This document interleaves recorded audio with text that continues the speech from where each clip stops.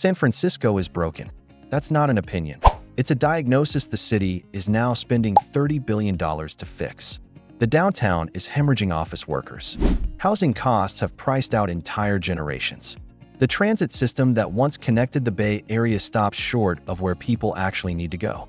And the Golden Gate Bridge, one of the most iconic structures on Earth, isn't even guaranteed to survive the next big earthquake.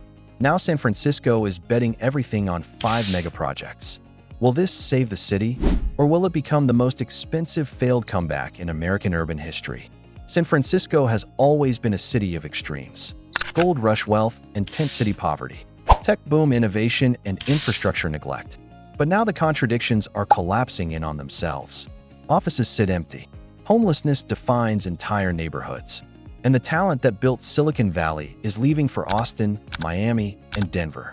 Fueled by federal grants, state bond measures, and voter-approved transit taxes, San Francisco is finally building what it should have built decades ago. So what's actually under construction, and can it actually work? Before we dive in, if you're into mega projects, urban transformation, and billion-dollar infrastructure bets, hit subscribe. We break down the world's boldest construction projects every week. Now let's break it down. Project 1. California High-Speed Rail.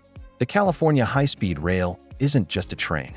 It's the most ambitious transportation project in modern American history, designed to connect San Francisco to Los Angeles in under 3 hours at speeds up to 220 miles per hour.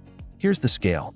The full system will span 500 miles, cost over $100 billion, and compete directly with Europe and Asia's best rail networks. For San Francisco, it means becoming the northern anchor of a system that could redefine mobility across the entire state. Right now, construction is most advanced in the Central Valley, where crews are laying track, building viaducts, and testing systems. But San Francisco's role is just as critical. The city is preparing urban access points, planning downtown connections, and coordinating with Caltrain to ensure seamless integration when trains finally arrive. The challenge is brutal. Cost overruns have plagued the project for years. Critics call it a political money pit. Timelines keep slipping. But supporters argue this is exactly the kind of generational investment America has to make if it wants to remain competitive. If delivered, San Francisco becomes a true international transit hub. If it stalls, it's a $100 billion cautionary tale about infrastructure ambition without execution discipline. For the Bay Area, it means fewer car trips, cleaner air, and direct access to Southern California's economy. For the country, it's a test of whether America can still build at scale. But high-speed rail only works if people can actually reach it. And right now, San Francisco's most advanced train system stops a mile short of downtown. That's the problem the portal is designed to fix. Project 2. The Portal Downtown Rail Extension. The Portal is a $6.7 billion underground rail extension that will tunnel directly beneath downtown San Francisco, connecting Caltrain and future high-speed rail to the Salesforce Transit Center. Here's why this matters. Right now, Caltrain ends at 4th and King, a neighborhood south of the financial district that most commuters have to leave by bus, Uber, or foot. The Salesforce Transit Center, meanwhile, sits empty. It was built as a world-class transit hub, but has no trains running to it. The portal fixes both problems with a 1.3-mile underground tunnel that delivers trains directly into the heart of the city's commercial core. The engineering is complex. Crews will bore through dense urban bedrock, beneath active streets, utilities, and BART tunnels, using precision tunnel boring machines. Once complete, trains will run every few minutes, slashing commute times and turning downtown San Francisco into a genuine regional transit hub. The transformation is already visible in planning documents and environmental reviews. Funding is in motion, with federal and state dollars committed. Construction could begin as early as 2026, with trains operational by 2030. But here's the risk. Delays could push costs higher. Businesses are already abandoning downtown. And if the portal doesn't deliver on time, the entire comeback narrative falls apart. For San Francisco, this isn't just infrastructure. It's a test of whether downtown can survive the post-pandemic era. And if you're enjoying this breakdown of San Francisco's transformation, hit subscribe. We've got deep dives on mega projects from London to Tokyo coming up next. For commuters, it means cutting peninsula travel times by 20 minutes. For the city, it means billions in economic activity redirected back into a district that desperately needs it. Project 3. Caltrain electrification and modernization. Caltrain has been the backbone of Bay Area commuting for decades, but it ran on diesel, moved slowly, and couldn't keep up with demand. Now it's fully electrified, running sleek, quiet, high-speed trains between San Francisco and San Jose. The $2.3 billion electrification project replaced the entire diesel fleet with electric multiple units that accelerate faster, run more frequently, and cut travel times by up to 20%. Trains now reach speeds of 79 miles per hour and carry 20% more passengers per trip. Emissions drop to nearly zero, and the system is future-ready for California high-speed rail integration. This isn't cosmetic. It's a complete operational reset. New overhead catenary wires stretch 51 miles along the corridor. Power substations feed the system, and ridership is already rebounding as workers return to Silicon Valley offices and San Francisco headquarters. The challenge? Caltrain still needs the portal to reach downtown. Without it, the system remains half-finished, stopping short of where it needs to go. But progress is real. Trains are running. Stations are modernized. And for the first time in decades, Caltrain feels like it belongs in a 21st century transit network. For daily commuters, it means reliable, fast connections between tech campuses in Mountain View, Palo Alto, and San Francisco's downtown core. For the region, it's a critical step toward reducing car dependency and cutting greenhouse gas emissions across the peninsula. While new trains reshape mobility below, above them stands the most recognizable structure in California, and it's entering a decade-long fight for survival. Project 4. Golden Gate Bridge Seismic Retrofit. The Golden Gate Bridge isn't just an icon. It's a lifeline. And right now, engineers are racing to ensure it survives the next major earthquake.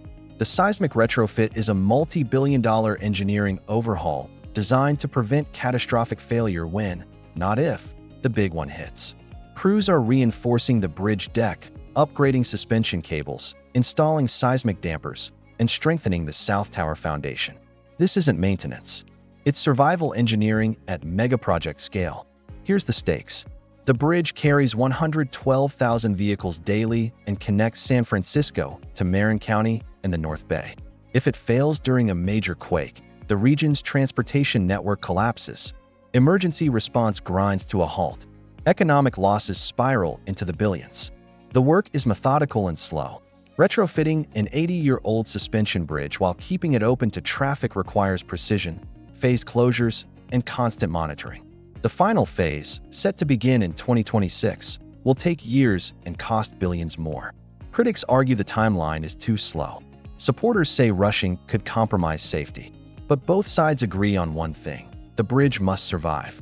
For San Francisco, this is about resilience. It's about protecting infrastructure that defines the region's identity while preparing for a seismic future that's inevitable. When complete, the Golden Gate will stand for another century, earthquake-proof and operational no matter what the San Andreas Fault delivers. From engineering resilience above ground, the focus shifts below, where San Francisco is attempting its most difficult challenge: housing people who can actually afford to live here. Project 5. Hope SF plus India Basin.